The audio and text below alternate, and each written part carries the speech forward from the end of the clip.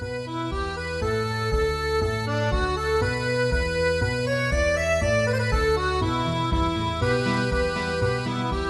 there, it's Ken with Roguedeckbuilder.com, here with a little bit of a spoiler update that I think is the greatest game changer of them all. This will affect the format more than any card spoiled so far. Mark my words, this is the card of the set.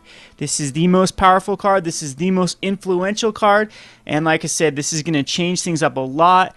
I have mixed feelings about this card, and before I actually spoil this card, even though my mouse is over it, I was looking forward to making a lot of heroic strategies. If you've seen some of my Theros brewing decks, I have a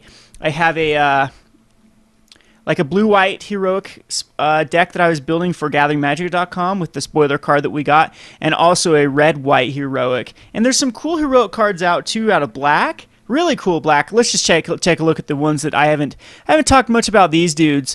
It's Agent of Fate. It's really cool. It's a 3/2 Death Touch for 3 mana. That's cool. That's pretty good stats in and of itself. You can't go wrong with that. Of course, first strike on that sucker would be better. But whenever you cast a spell that targets Agent of Fate, each opponent sacks a creature. The only problem is black. I want to play this in like a red deck with the other heroic stuff. Maybe you could go white though, because then you'd have better ways to protect your Agent of Fate. So you could give it the God's Willing, and then make your opponent sack a creature. So black-white aggro might actually still be viable with Agent of Fates. And there was another cool one that out of black. Let's see if we can find it here. Tormented Hero. It's not bad. Every time you target it, whenever you cast a spell, it targets Tormented Hero, each opponent loses 1 life, and you gain life equal life. Lost this way at 2/1. People are talking about this ability is negligible, that it's not that great. I like this a lot. I think it's a great card. So, I mean, there's a lot of fun cards out of... There's another game changer in Thoughtseize. Out of Theros. I think Theros is actually panning out to being quite a cool set, and it's the rares that are carrying it. And rares like, and we'll get to it, which is Anger of the Gods. And what I think this will do is it will completely wreck any sort of green-white aggro strategy. Especially Voice of Resurgence is done. Scavenging Ooze is done. Anger of Gods is just going to shut those decks down. I was looking forward to trying to play them. The good news is you can start going for... It's going to turn the format into more of a mid-rangey feel. I think Red Deck Wins is done now because of Anger of the Gods. The Anger of Gods, 3rd turn, wipe their board, wipe all their Chanter's Phoenixes, and then you have you have a lot of early hate with like Dreadboard. So basically this is going to fit mainly in our red-black control strategies, and I could even see this in like a blue-red control strategy. I'm kind of liking a lot of cards that this dodges. It'll do 3 damage to each creature, and then like the new card that's the 0/4 that has, let's see where it's at, this Spellheart Chimera. So, oh no, it's a 0/3. Never mind. I thought it was 0/4 for some reason. Well, you still have the Cyclops, Nivix Cyclops, that is pretty decent for a heroic type strategy with red-blue. And there's some cool blue heroic creatures too, like whenever you cast a spell, tap target creature, it doesn't untap, and also it's a 1/4, so it will survive it'll survive the 3 damage. And also you have this dude here, whenever you cast a spell, it targets Trident versus draw a card. That's kind of a cool ability. But anyway, let's get back to the list here. Between like Thoughtseize, I really think that Rakdos control is going to be a great strategy in Theros. And Anger of Gods is going to be that missing puzzle piece to actually make it viable. You now have Mizium Mortars for a later game sweeper, or an early game just target a kill a creature without 4 life or less. And then now you have Anger of the Gods, which will sweep a board. So, and then you have Shocks, early Shocks, and Lightning Strikes now. The Searing Spear is reprinted as well. So it's going to be a very tough deck to deal with. So like I said, I have mixed feelings about that, because on one end, a lot of these heroic strategies and red deck win strategies and whatnot that I was messing around with are going to be completely obsolete. The Anger of Gods is going to be probably a little too good for them to recover from. Again, Chandra's Phoenix is all gone. That's going to really take down the power level of Chandra's Phoenix. It's also going to really take down the power level of both Scavenging Ooze and the Voice of Resurgence. So keep that in mind while brewing decks. It's going to shut down Mr. Crusader too. I was looking forward. But again, if this becomes an oppressive card and then a bunch of mid-range decks come up and then farm those decks out, like Tristani mid-range green white, like if say they go this strategy where they have Anger of Gods and they go like Tristani and Armada Worm, I mean, it's going to be hard for a black-red deck to come back from that. The only problem with that is that black-red has Rakdos's Return to pair with Anger of the Gods. So it's like any early threat you put out, you kill with Anger of Gods. Any late game threats are going to be gone from Rakdos's Return, as you'll be ramping up into it. So I'm definitely looking forward to well, not looking forward to, but I'm definitely going to brew a red-black control deck. But what's really cool about this now is I think my black-white life gain deck actually becomes more legit now because of all the early game hate between, even Magna Jet in here and all these. There's a lot of removal now that we're seeing out of these sets. I mean, out of Theros here. That, hey, it actually kills this Sylvan Carotid as well. Anyway, that is going to keep aggro, I think, a little bit. It's going to slow down the format a lot now with the spoiling of the Anger of the Gods, which is going to allow my black-white deck to really shine because I'll be able to stabilize a lot easier, probably dedicate a lot less to trying to stabilize, and then be able to just go over top of my opponent with all of my value creatures like the Obsidian Ghost Council, the Grey Merchant of Asphodel, all the other cards that are just going to be like I said, value. They're automatically going to get some value when they come in, and they're gonna be a pain for your opponent to try to get rid of. So I mean, Grey Merchant of Asphodel is just a pain. If you can stabilize versus like a red deck, it is going to be a pain for them to get rid of it. I mean, it does die to the Mizium Mortars, but a 2/4 body, you never know with this card. A 2/4 body could completely shut down everything that they throw at you for like a green-white or green-red aggro deck.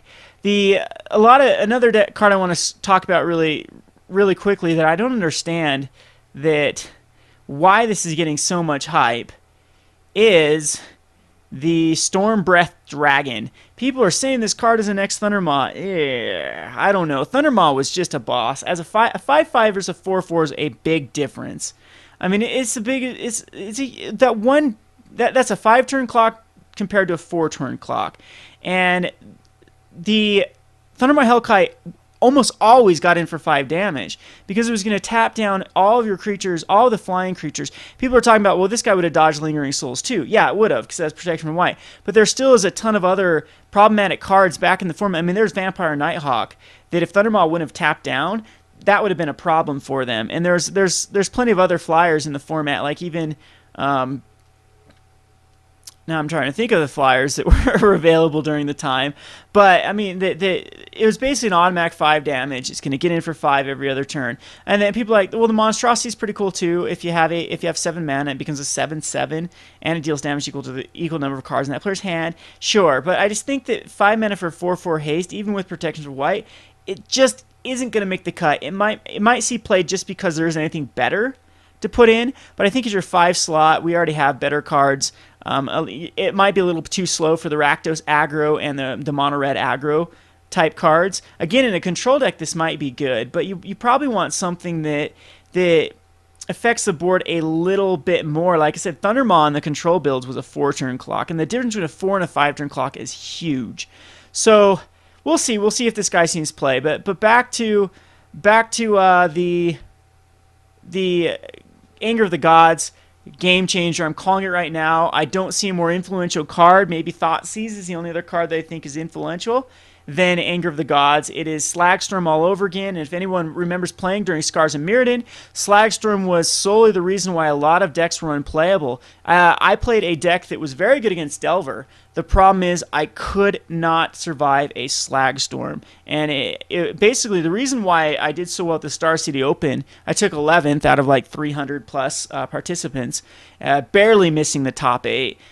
And one of the reasons why I got so high up in the standings there is Delver was farming out every one of those those decks that ran Slagstorm. So I was able to then farm the Delver decks and whatnot. But during the actual GP itself, not the Star City Open, the GP, my first round was against a third turn Slagstorm that ruined me both games that I lost. And then again in the pod, there was a pod deck that did the same thing the next turn that ran Slagstorm's main boarded and just wiped my board. So I was I mean, man, this would Anger of Gods would have been even like a Slagstorm on crack, because it would have exiled all my Stringer Geists.